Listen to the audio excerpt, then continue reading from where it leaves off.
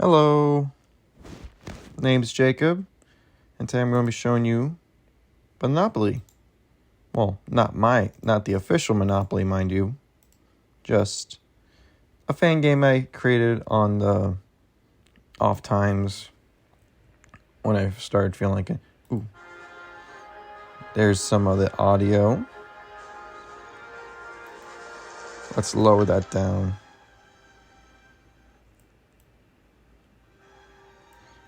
We can change the song over here.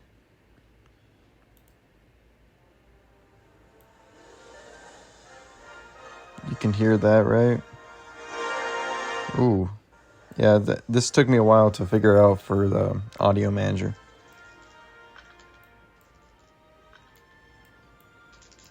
Let's do that. But yeah, I created almost all of this besides the sprites and art. I created everything from scratch. None of these buttons work. However, you go here. There we go. If you can't play with all robots. You have to have at least one human player. Same thing. Go. Very easy. Hard. These don't really serve a function necessarily. Also, there's some rules here. Bank. How about reset? Actually, let's just do that. 4 hotels, all that. It's all good. Environment. These are just placeholders that they don't actually serve any function. I'm going to mute the music for a little bit. But yeah, I mean, that's currently how I set everything up. The game does work. So if you roll, the player rolls you collect $200 for the first player. So that's a pretty good roll. 17,000. And we have either the chance to trade, manage, bankrupt, or pause. Pause is basically just the audio stuff. We can end turn since we don't really have anything to do. The player rolled. Ooh, that's a big roll. Electric company. They already have the choice to whether to buy it or not. I think I'm going to just buy it. Yeah. End turn. Let's go. Player 3. You can buy Vermont for 100. That sounds pretty good. Rent would be just 30. Let's just do that. End turn. Now let's see on this guy. Yeah. Let's have them all at least buy 1. Purchase? Sure. And also they have an inventory of their properties that they can manage. They have the option to mortgage if they so pleased. So already I just mortgaged it. There it goes, shows it's mortgaged. And we can end turn. So already the first player already sold his first property. Same thing. Bought it. Roll. Oh, look at that. Oh, dang. Could have had someone pay rent. They bought it and turn. So it took me a while to figure all this stuff out, especially with the cameras and moving around. Especially it was hard to have them move in a loop because Monopoly is ever for looping until one of the players declares bankruptcy. So if they had the purchase avenue, just testing one of them to land. Oh, free parking. They're good. They're safe. Purchase avenue. Yeah. Looks like everyone's going well. Oh, look at that. We finally get to pay rent. Okay. Looks like we have no other choice but to pay rent. The property is already owned by player 2. Dang. Okay. Pay $22? Sounds like a good fee. Now let's see. Purchase Illinois, maybe. General chance. Let's just say that one doesn't necessarily do anything. Purchase Pennsylvania? Yeah, sure. Uh-oh, player 2 is running low on funds at the moment. Player 2 gets some $26 at least. So that's the game right now. Let me show you how everything works inside my project. So let's go to the project folder here. And I'll show you at least some of the properties.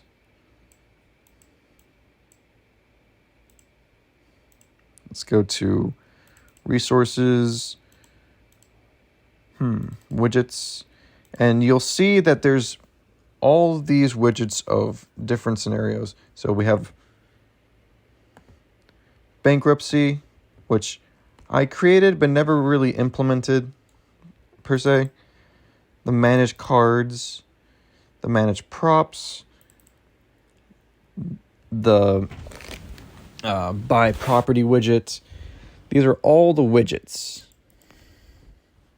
Player info, which is just the icon with the player piece and the set amount, which is controlled by the widget player info script. Property, I believe some of these are old, I would say. These are for the setting the player in the first screen where the player is setting up their party. The cards themselves, these are just spot cards. Some of them are special, such as like the chance and community chess. So there's spot cars. And we also have special spots for railroads, which have their own special thing. Tax, you got to have that tax. And also a widget for the winning game. So it also detects like the image of the piece and declaration of all this. Again, not in the final game, but it is there, implemented. Roll dice. This is just a placeholder and stuff. Let's go to the SO spots. The SOs. There's cards. There's environment. Pieces. I think it's spots right here. So spots, this is where they collect all the information for each spot in general. So we have the Atlantic, railroad, BO, railroad, this.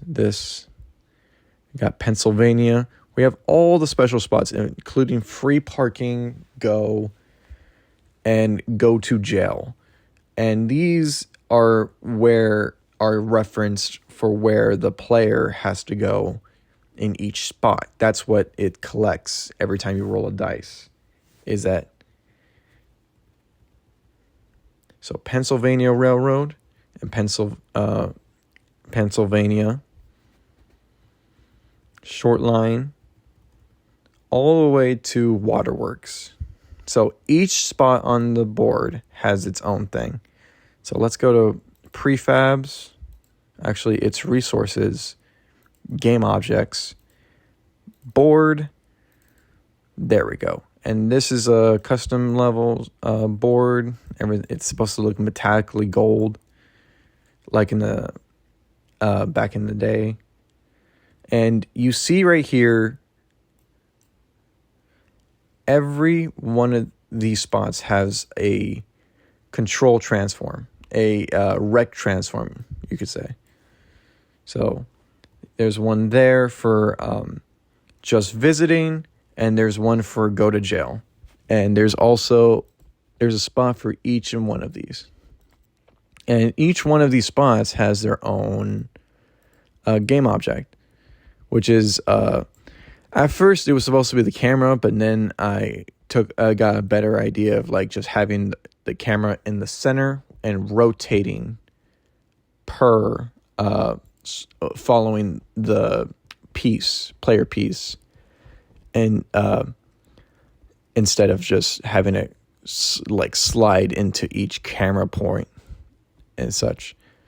But yeah, this holds the SO. It holds the game. Oh, actually, yes, that's right. It was the pivot.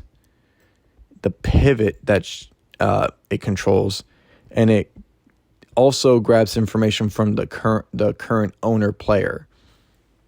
And it also has a Boolean of whether if it's mortgaged or not. So, and scripts, I like to keep everything organized. There's canvases, there's the game objects, there's managers, scriptables, and widgets. Trying to see what else I can show. Audio is pretty self-explanatory. I didn't mess with animation in this project that much. I